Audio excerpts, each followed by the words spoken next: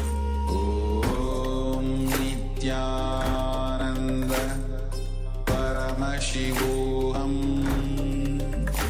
ॐ नित्यानन्द परमशिवोऽहम्.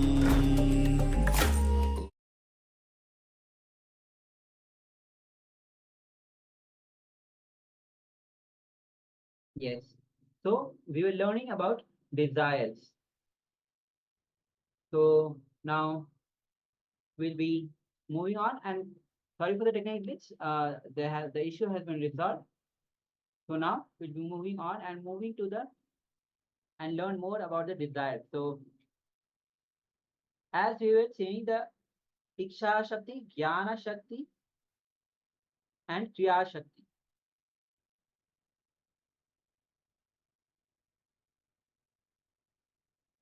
So Kriya Shakti, when the words get converted into command and gets executed as well, the commands goes to the entire body and moves you. That is the power of Kriya, action, or the Kriya Shakti. Example, desired energy, the desired energy related to your body can express as the power of action, like moving your body. Yes, the simple desire to move your body is actually a Kriya Shakti. When the desired energy expresses itself, it becomes the power of action, moving your body. The pure Ichcha Shakti, or desire energy, which comes from your being, gets converted into Jnana Shakti, or the power of knowledge, and Kriya Shakti, the power of action. If the energy is not processed and channeled properly, the knowledge and action become disconnected from the power of the pure desire energy. The knowledge and action should be in tune with the desire energy at all times. So, say you have a desire like to make $1 million. If it gets converted properly as knowledge, you will have a clear plan and do the actions to become a millionaire. If the desire energy gets converted as too much knowledge and less action, then you will end up thinking more and more and building castles in the air. On the other hand, if the desire energy gets converted as too much action and less knowledge, then you will end up working blindly without knowledge. So let us now see a clip why your desires are not getting fulfilled. Let us see this clip. So let's hear from Bhagwan himself as he reveals the truth about the desire and the more and more truths. So listen carefully as Bhagwan will be revealing this truth with the signs, and he'll be initiating all of us.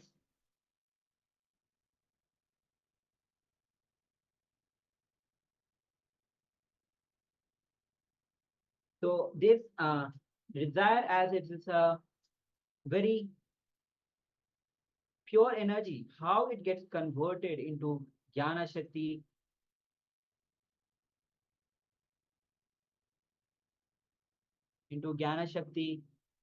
Kriya Shakti,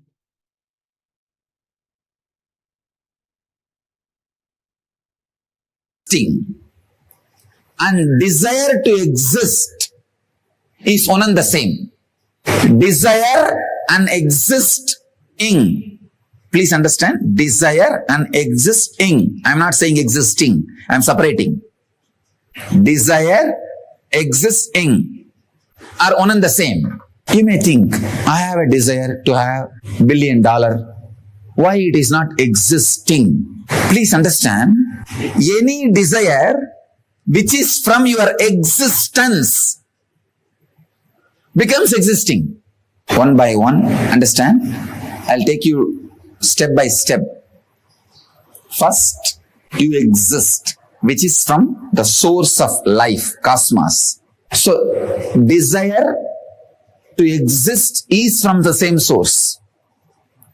And desire to expand also is from the same source.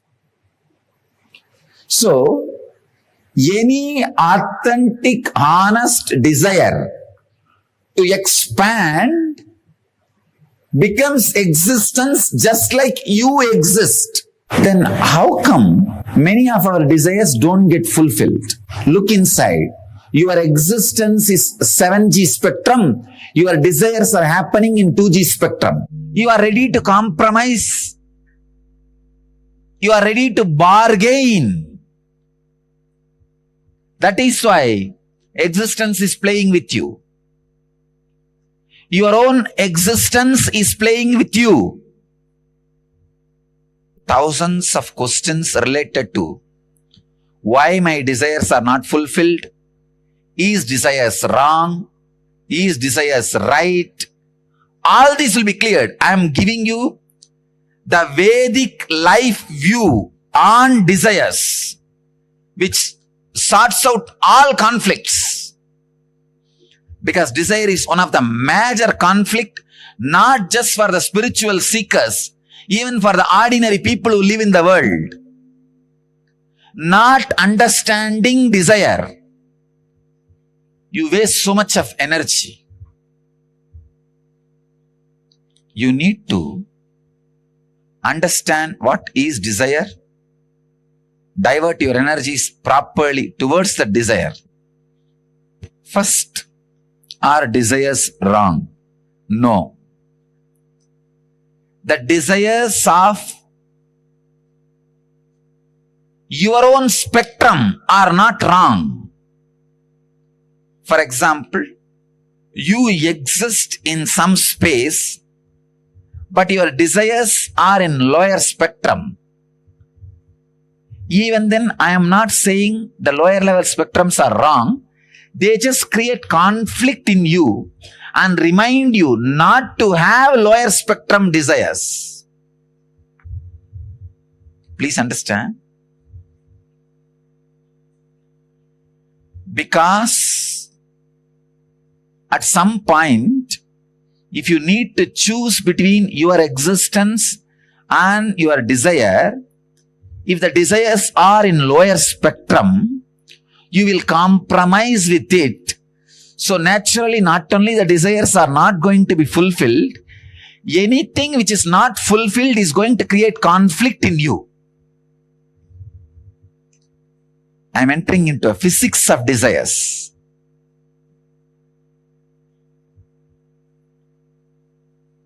Just 2 days before, one of the Harvard PhD doctor, Harvard PhD, one scientist, she came to our ashram. She was discussing with me about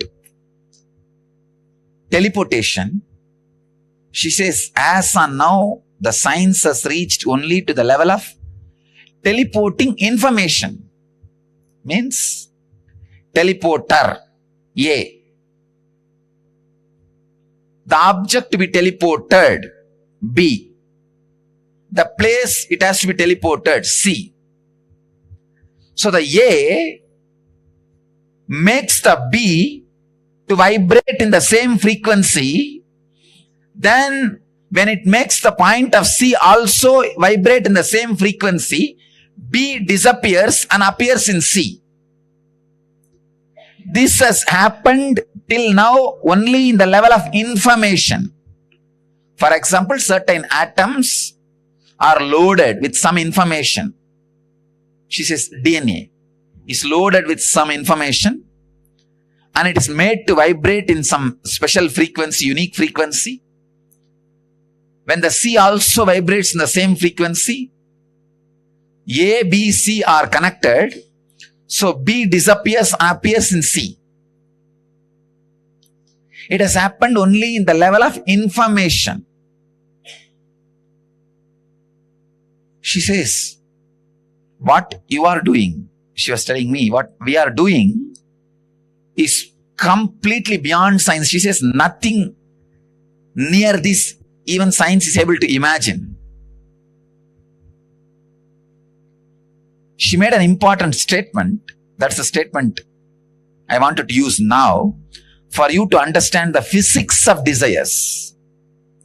She made a very important statement. When the DNA gets teleported, after dismantling and assembling also, not only all the desires information is teleported, she says when the dismantling and assembling happens, the informations are getting arranged very intelligently. That is why I am saying, when you die and take one more birth, you become more intelligent, you update your intelligence, which is collected from the whole past birth.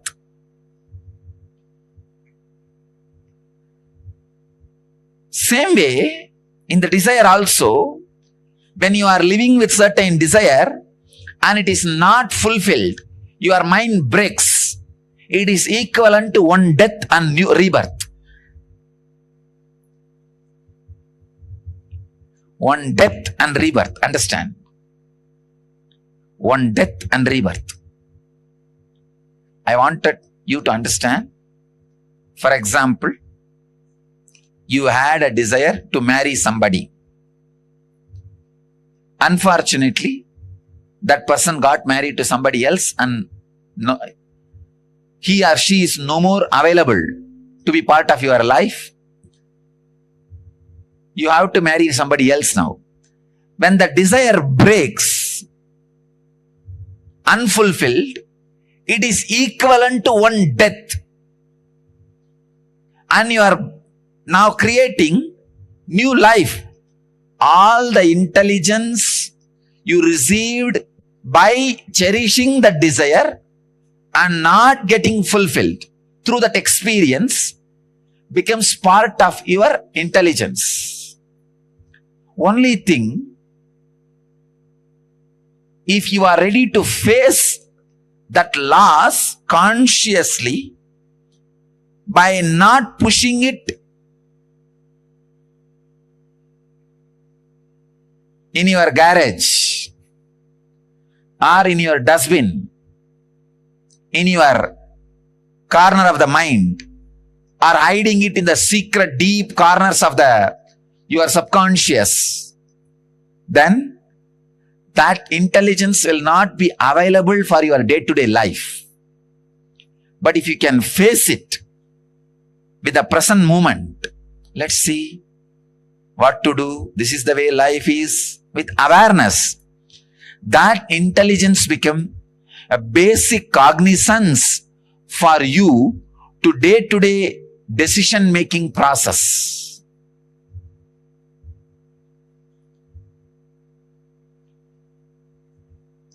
Anything which has become part of your cognizance process for your day-to-day decision-making will not be staying inside you as a dead weight or unfulfilled engram.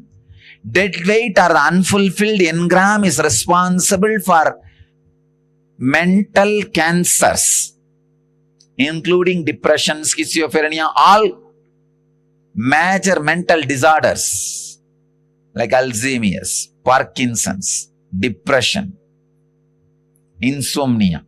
These are all mental cancers which can destroy your very balance to exist. See, which can destroy your very physical existence is physical cancer. Which can destroy your very mental existence is mental cancer. The source of the mental cancer is unfaced, authentic experiences of life. Please understand. Your name and fame getting lost is not authentic experience. But some of your strong desires breaking is authentic experience.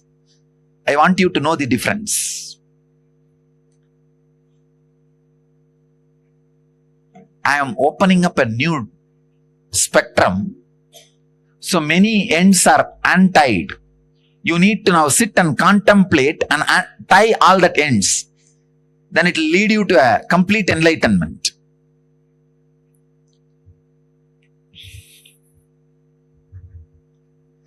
Sometimes when I open up, I feel like explosion is happening. How will people make logical decisions out of this explosion?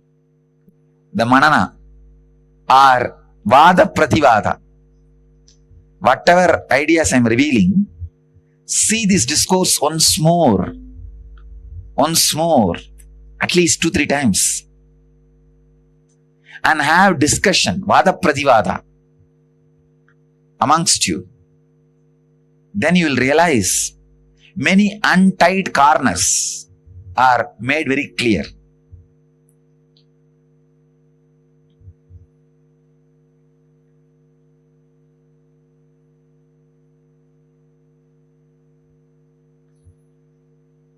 Information disappearing and appearing is a death and birth. Same way, a product disappearing in my breathing space and appearing where I want is a death and birth. Just few days before, one of our Swami, he came to me and said, Swamiji, I met one person in Chennai. He suddenly materialized or teleported on Ganesha and gave me. He showed me the Ganesha. The moment I saw the Ganesha, I said, no, it is neither teleported nor materialized. Please go and check. It is just pulled out of magic, sleight of hand. He was shocked. When he went and inquired, we found out it is a sleight of hand. The Swami, our ashramite, he asked me, how did you find out? The moment you saw it, Swamiji. First thing, when you dismantle and assemble, the assembly will be so perfect. But the Ganesha he showed me was not perfect. It was crooked. One leg was stretched, one hand was pulled, and below the pitam was not complete. Because the dismantling and assembling is like a death and life, death and birth. That is why in Malaysia, the Rudraksha which got materialized had a gold ball inside. Manually, a gold ball can never go inside a Rudraksha. Because when it got dismantled and assembled, actually, there were 2-3 items in my box. 2-3 got confused and got assembled. When it was getting materialized, I was trying to send some gems and Rudraksha.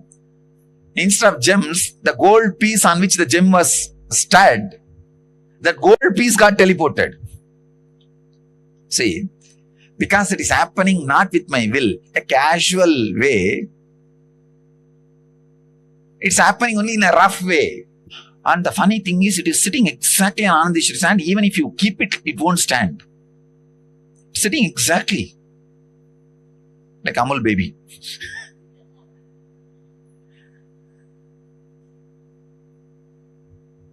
So any assembling, dismantling and assembling is a new birth. Same way, any desire you carry, whether it is fulfilled or unfulfilled,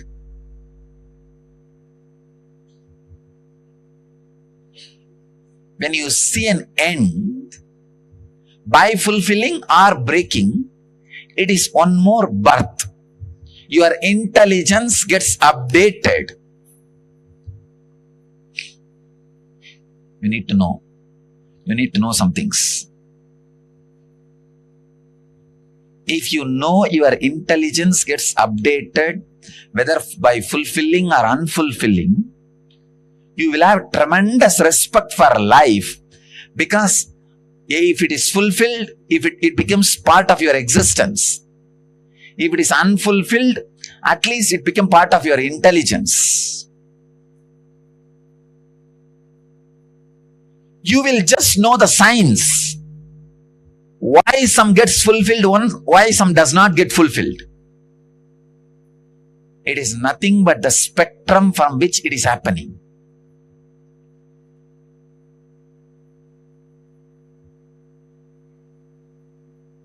How come my casual word, all right, let there be Rudraksha in Oman. Just the existence is running to fulfill it. Because it is happening from higher spectrum.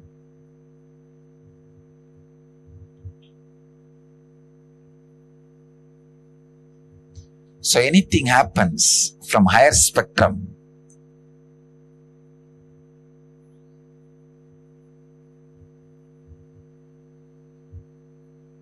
becomes existence. Contemplate on this. I have thrown too many statements. You need to digest a lot. Take this one sacred secret now for samyama, meditation.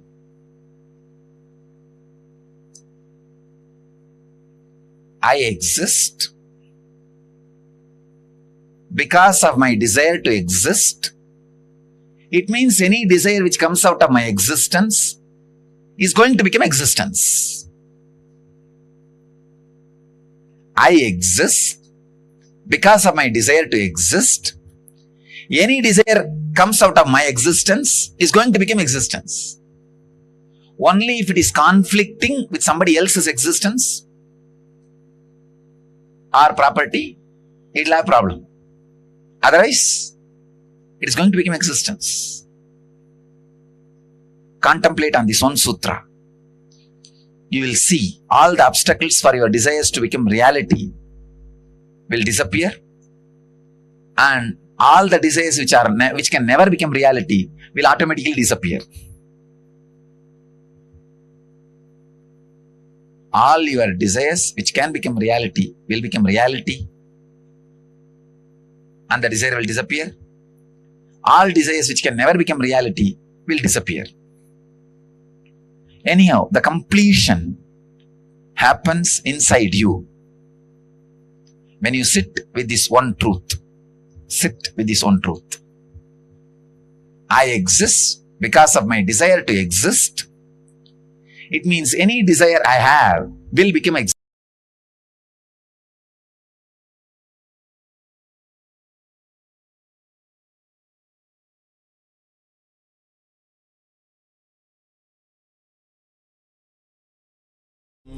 Nityananda Paramashivoham Om Nityananda Paramashivoham Om Nityananda Paramashivoham Om Nityananda Paramashivoham Om Nityananda Paramashivoham Om Nityananda Paramashivoham Om Nityananda Paramashivoham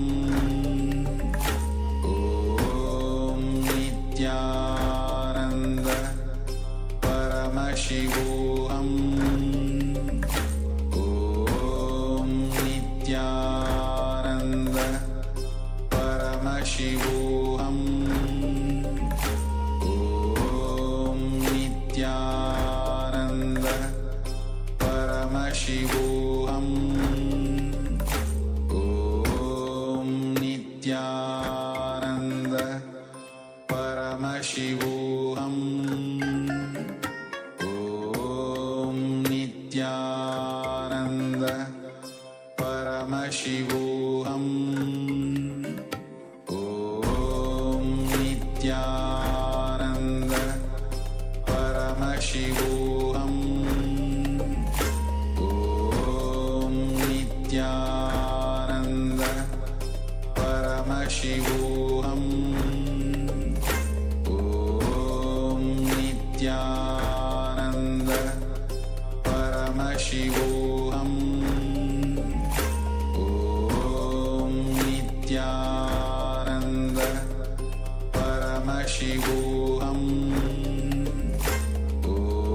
Om Nityananda Paramashivoham Om Nityananda Paramashivoham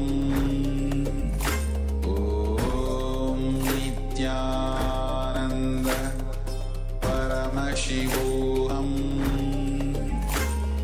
Om Nityananda Paramashivoham Om Nityananda Paramashivoham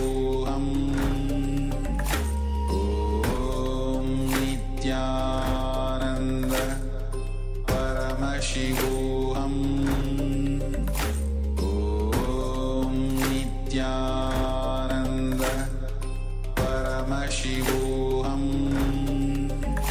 Om Nityananda Paramashivoham Om Nityananda Paramashivoham Om Nityananda Paramashivoham Om Nityananda Paramashivoham Om Nityananda. Nityananda, let's now move into the next session where we are going to be learning about the fundamental energies of life, the internalize the powerful truths that Swamiji gave us during the session. So basically, fear and desire are the fundamental energies of our life that drive us to do whatever we do.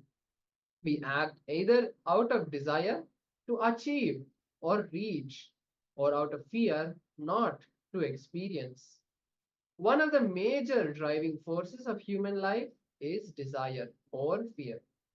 If you look into your life, you will see that most of the time you took the decisions of your life based on either desire or fear. So there is a difference between our own true desire and the borrowed desire. Our own true desire are called as needs. The actual needs that the desire which the true desires are actually the needs. Now the borrowed desires are called the wants. We have enough energy to fulfill our true needs or the true desires or the needs. Desire is nothing but feeling that other side is of the river is greener. Now, whenever you are standing on the other side of the river, other side always looks green. And looking at the other side is actually the desire. So if you just look, if you have already experienced like standing on one side of the bank of the river, then other side always looks the greener. In the same way, when you have your own true desire, others' desire looks greener to you, and that is desire. Looking at others' side is desire. So let's identify our desires, where this pattern of looking at others' desire, borrowing desires started in us.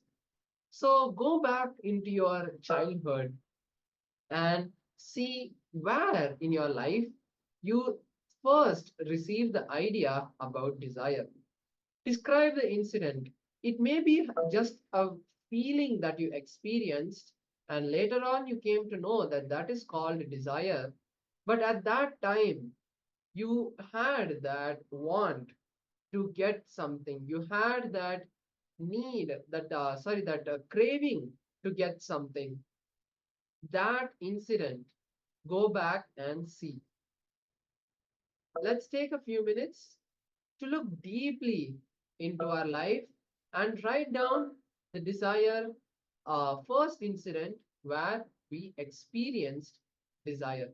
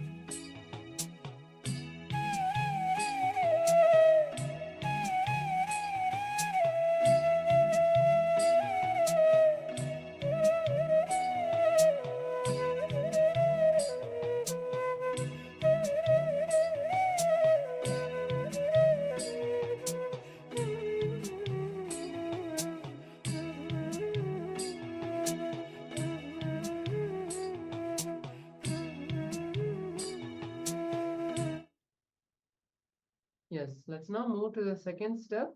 Now take a few minutes to look deeply into your life and write down the desires of sense, name and fame, spirituality, and another three topics are also there. We'll be doing that in the next step. So find the first time you had a desire related to each of these three. If the previous desire, where the first time you felt a desire is related to any of these three, then you don't need to write it again. That's fine. But if you think deeply inside you and you're able to find any other desire or any other time where you felt that desire for the first time, going deeper and further back into your life, you can write that down as well. So let's take a few minutes to look into ourselves and write down the first time we experienced desire in these three categories.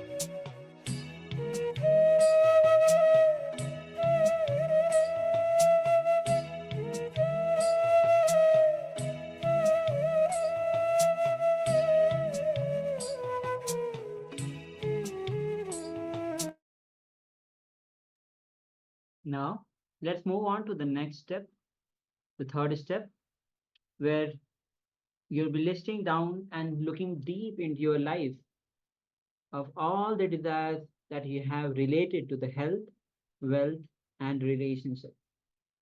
So look deep into your life, pen down all the desires that you have regarding the wealth, health, and relationship.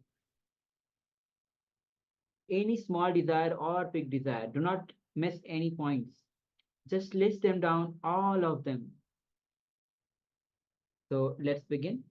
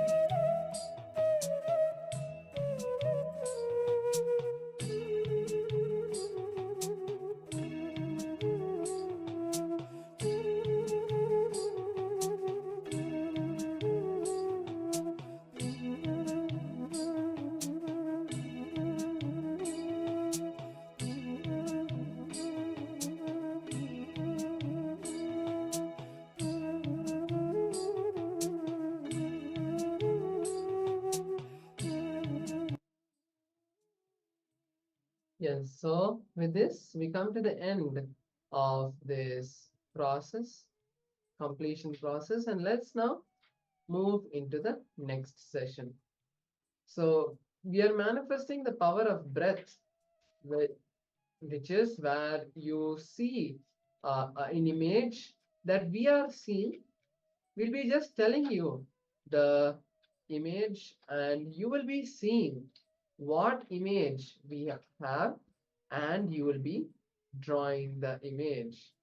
So, for example, we will be seeing, like I will be seeing an image of a tree, and all of you will connect to Paramashiva and request him to reveal the word that is being projected. Reveal the image, the word or the name of the image that is being projected.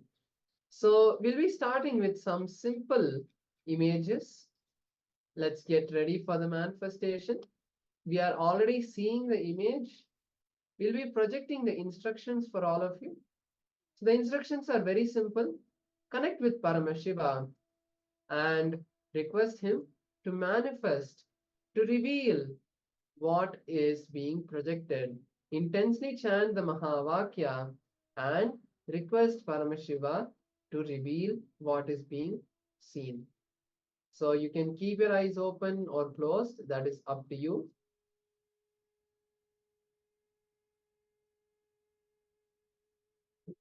You can even write down the description of the image that you are seeing. Yes, let's begin the manifestation now. Paramashivoham Om Nityananda Paramashivoham Om Nityananda Paramashivoham Om Nityananda Paramashivoham